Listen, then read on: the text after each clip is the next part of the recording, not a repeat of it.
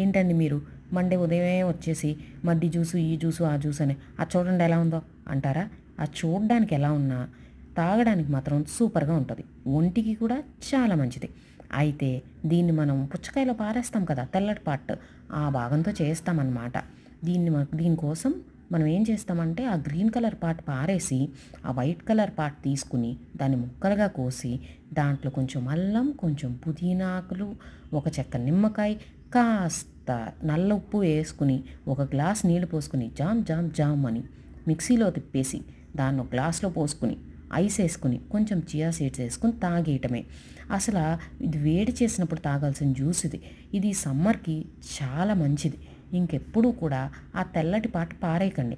ఎందుకంటే మనం కీరా తింటాం కదా, ఆ కీరాలో ఎంత తేమ ఎంత నీళ్లు ఉంటాయో ఈ తెల్లటి భాగంలో కూడా అంతే తేమ అంతే నీళ్లు ఉంటాయి.